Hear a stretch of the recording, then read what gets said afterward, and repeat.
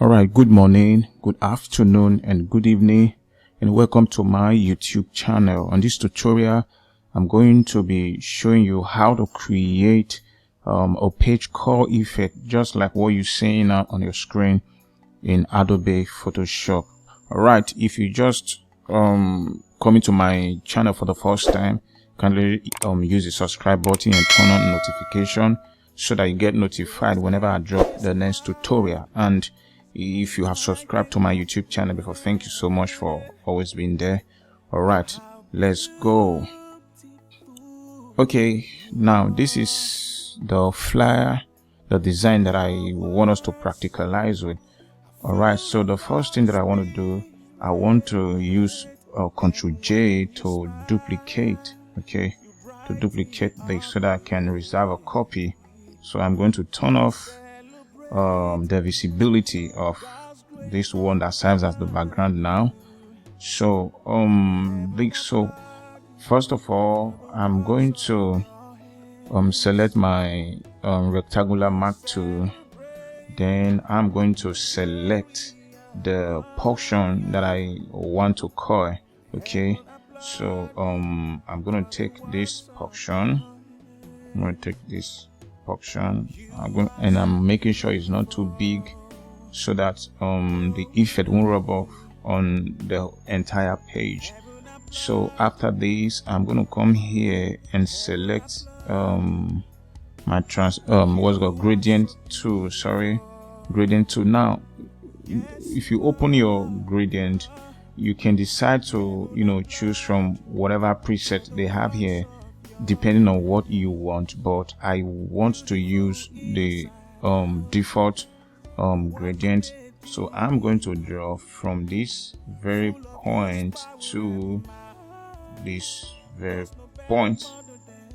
Okay, so that's cool.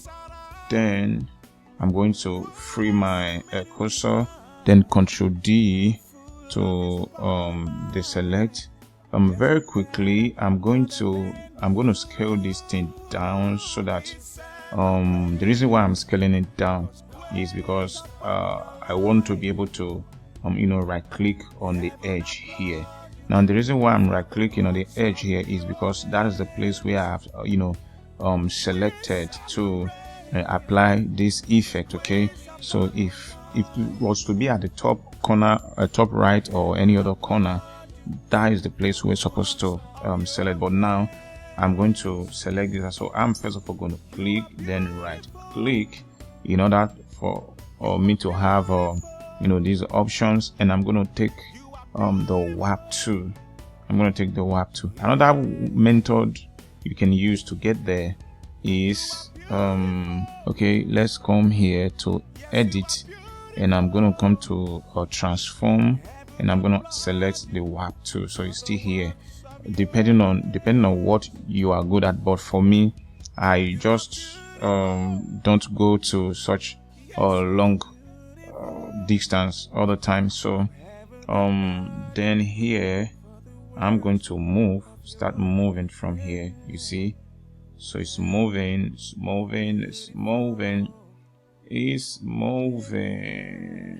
Oh, did I make it too big? Okay, I think I made it too big, but we are going to practicalize with this. Let's work with this. So I'm making sure that I do not move it too much, so that you don't start seeing the body of the person that is in there. So I just want to take it to the place where I applied it on. Okay, so then I'm going to apply this. I'm going to apply this. So let me still scale this down a bit, and I want to rotate it to make it to give it some beautiful look, some good look. And I'm going to just scale it down a bit to bring it to the middle. So now the next thing I'm going to do is to select my rectangular tool, and I'm going to just draw a rectangle and move it behind this one. Then I'm going to change the color, okay, to I don't want to make it complete white. Let me bring it down a bit, or just for in case I want to take a color from maybe a part of the yellow, I can just pick any part of the yellow that I want to pick. I can just pick it, but I do not want to use that color. I want to make it a bit white though, not pure white. Then here we are. I'm going to,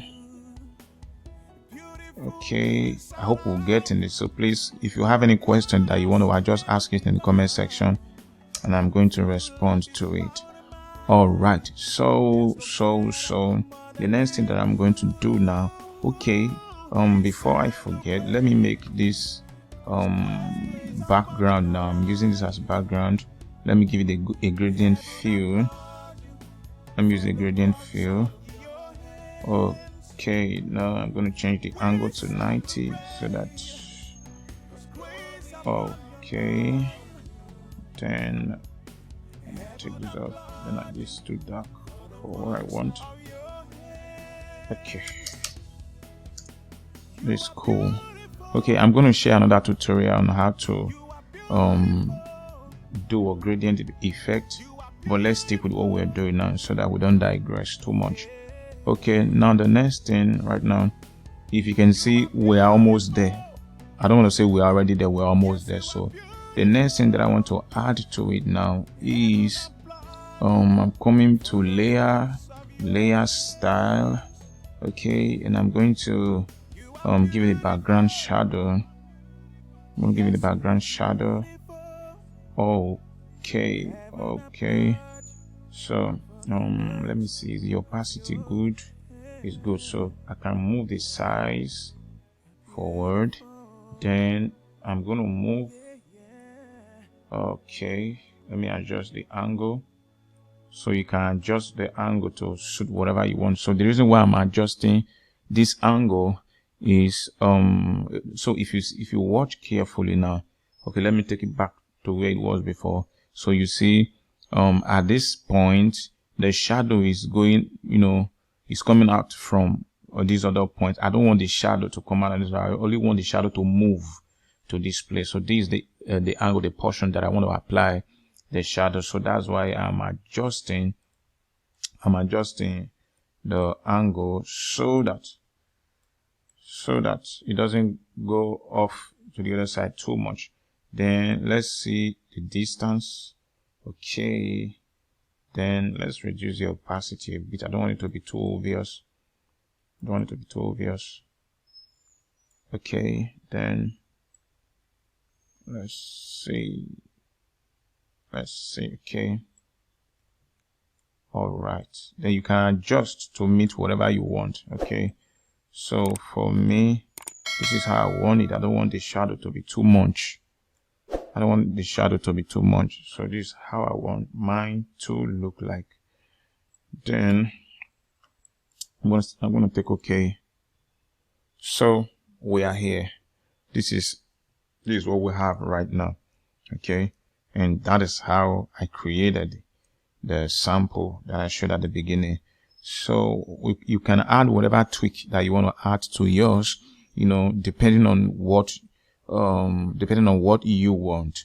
So for instance, if I want to change this background color, if I want to change the background to, let me pick from maybe her cloth or any of the yellow, or okay, you see, depending on this is still very beautiful. Okay, yeah, this is still very beautiful. So depending on what you want. So now I wouldn't want you to mind the way mine looks like right now, because you can use your mark tool to highlight a smaller portion of the image in order not to have a distorted kind of feel on your design, on your object. So this is how you do it. So kindly subscribe to my YouTube channel if you have not subscribed to my YouTube channel. and turn on the notification button to get notified whenever I drop the next tutorial. Thank you. Like I said before, if you have any question, if there's anything you are not clear with, so you can ask the question in the comments and I am going to get back to you. All right, till we meet again. Thank you.